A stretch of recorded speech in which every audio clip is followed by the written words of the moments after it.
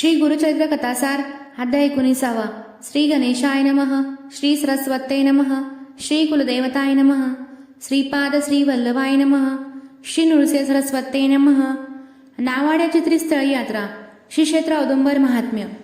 नामधारक सिद्धाला म्हणाला, हे योगेश्वरा, तुझा जय असो.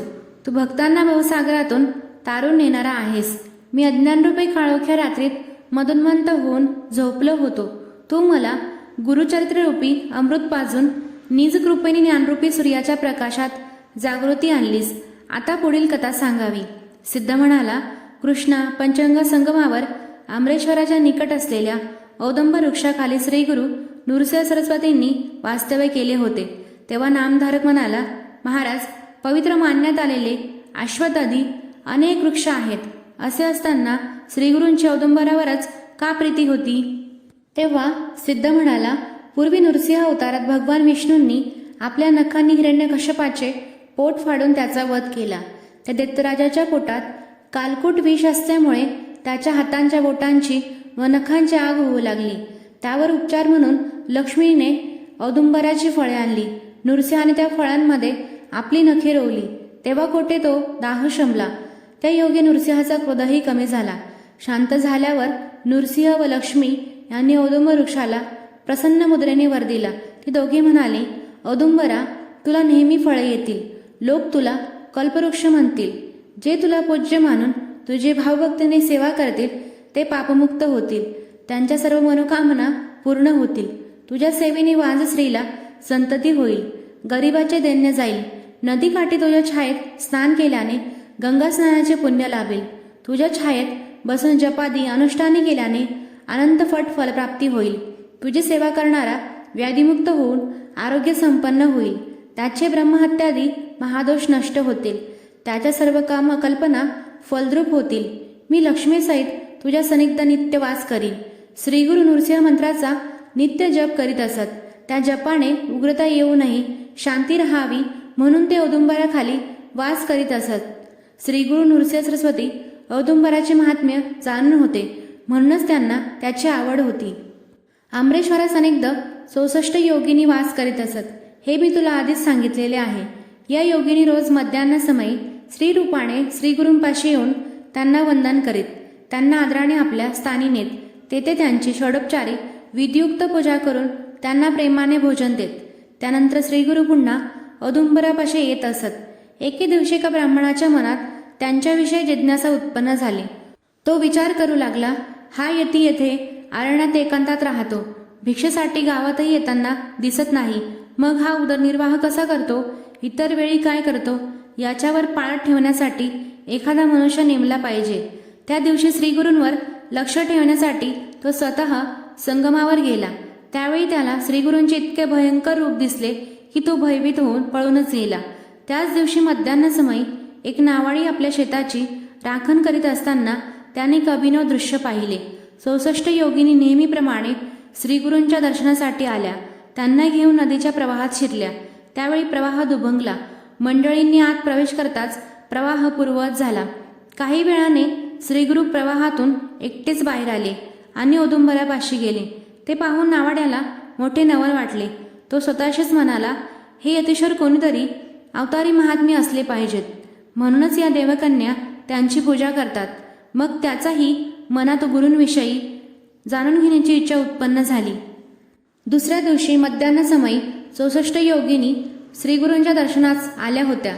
त्यांनी श्रीगुरूंना ओवाळले, वंदन केले आणि त्यांना बरोबर घेऊन नदीच्या प्रवाहात प्रवेशल्या. तेव्हा तो नावाडीही त्यांच्या मागोमाग आत शिरला. दुभंगलेला जलप्रवाह पूर्ववत झाला आणि काय आश्चर्य, नावाड्याला तेथे इंद्राच्या अमरावतीसारखे अतिशय मनोहर नगर दिसले. वर्णातीत अशा त्या नगरात रत्नखचित गोपुरे होते. श्रीगुरूंचे आगमन होताच तेथील सर्व लोक आरती घेऊन त्यांच्या स्वागतासाठी आले. त्यांनी श्रीगुरूंना एका दिव्य मंदिरात नेले. तेथे रत्नखचित सिंहासनावर बसवून त्यांचे षडोपचारी पूजा केली. त्यांना षडसयुक्त पक्वान्नाचे भोजन दिले. तेवढ्या श्रीगुरूंचे नावाड्याकडे लक्ष गेले. ते त्याला म्हणाले, तू येथे का आलास? नावाडी त्यांच्या सन्मुख गेला आणि हात जोडून विनम्रतेने म्हणाला, स्वामी, मी सहज भावाने तुमच्या दर्शनासाठी आलो आहे. तुम्ही साक्षात अमरेश्वर आहात. तुम्ही दत्तात्रय गुरुमूर्ती आहात. आमच्यासारख्या बदलतांचा उद्धार करण्यासाठीच या भूमीवर अवतरले आहात. तुमच्या दर्शनाने मी धन्य झालो. आपली मजवर कृपादृष्टी राहो हीच तुमच्या पावनचरणी माझी प्रार्थना आहे. ती स्तुती ऐकून कोमल हृदयी श्रीगुरु अतिशय प्रसन्न झाले. त्याला वरदान देताना ते म्हणाले, आता तुझे दैन्य गेले असे समज. तू जी जी इच्छा करशील ती पूर्ण होईल. तू भाग्यवश येथे आलास, येथील भक्तीचा सुख सोहळा पाहिलास, पण याची कोठेही वाच्यता करू नकोस. गोप्यस्फोट केलास तुला मृत्यू येईल. ते ऐकून नावाडी म्हणाला, स्वामी आपणच निजकृपेने मला येथे येऊ दिलेत. आजपासून आपणच माझे मालक आहात. मी कधीही आपल्या आज्ञेबाहेर जाणार नाही. ते ऐकून श्रीगुरूंना समाधान वाटले. त्याला समवेत घेऊन ते संगमावर औदुंबरापाशी आले. श्रीगुरूंचा निरोप घेऊन तर नावाडी आपल्या शेताकडे निघाला. मार्गाने जात असताना त्याला गुप्तधन सापडले. त्या धनाने त्याचे दारिद्र्य समूळ नष्ट झाले. श्रीगुरूंच्या आशीर्वादांची त्याला अशी तात्काळ प्रचिती आली. त्याची मुलेबाळे सुखी झाली. नावाड्याची श्रीगुरूंच्या चरणी निष्ठा जडली ती कायमची. तो आणि त्याची पत्नी श्रीगुरूंची अखंड सेवा करू लागली. काही काळ लोटला. माघ मासात पौर्णिमेच्या दिवशी तो नावाडे नित्यप्रमाणे श्रीगुरूंच्या सेवेत रम्मान झाला होता. तो सहज म्हणाला, स्वामी माघ मासात प्रयाग स्नान करणे खूपच पुण्यप्रद मानले जाते. काशीची महात्म्य खूप थोर आहे असे म्हणतात. मी अडाणी आहे, ही जातीचा आहे. मला ही पुण्यक्षेत्रे कशी पाहता येणार? मला तेथे कोण नेणार? ते ऐकून श्रीगुरूंना त्याचा कळवळा आला. ते त्याला म्हणाले, हे सद्भक्ता, कृष्णा पंचगंगाचा संगम असलेले हे स्थानच प्रयाग तीर्थ आहे बरे. अमरेश्वराचे वास्तव्य असलेले हे नगर दुसरे काशी क्षेत्रच आहे. कोल्हापूरला दक्षिण गया म्हणतात. ज्यांना उत्तरेकडील काशी, गया व प्रयाग क्षेत्रे जाता येत नाही त्यांनी या त्रिस्थळांची यात्रा करावी, म्हणजेच तोच पुण्यलाभ होतो. पण तुला ती क्षेत्रे प्रत्यक्षच पाहायची आहेत ना? मग चल माझ्याबरोबर. ती सकाळची वेळ होती. श्रीगुरु व्याघ्रचर्मावर बसले होते. त्यांनी नावाड्याला मागे बसण्यास सांगितले व म्हणाले, मला नीट घट्ट धरून ठेव. तो तसा बसता श्रीगुरूंनी आपल्या अचित्त योगशक्तीने त्याला क्षणार्धात प्रयागक्षेत्री नेले. तेथील संगमावर स्नान करून मध्यान्ह समयी ते काशीस आले. तेथे गंगेमध्ये स्नान करून विश्वेश्वराचे दर्शन घेतले. सायंकाळी गया क्षेत्री स्नान व दर्शन करून ते सूर्यास्ताच्या सुमारास मुक्कामी परत आले. त्या नावाडाचे भाग्य खूप थोर. त्याला गुरुकृपेचा प्रसाद लाभला. एका दिवसात 3 पुण्यक्षेत्रांच्या यात्रा घडल्या. औदुंबर स्थळी श्रीगुरूंची कीर्ती पसरली तेव्हा त्यांनी अन्यत्र जाण्याचे ठरवले. अमरेश्वराचा निरोप घेऊन ते निघाले तेव्हा 64 योगिनींना अतिशय दुःख झाले.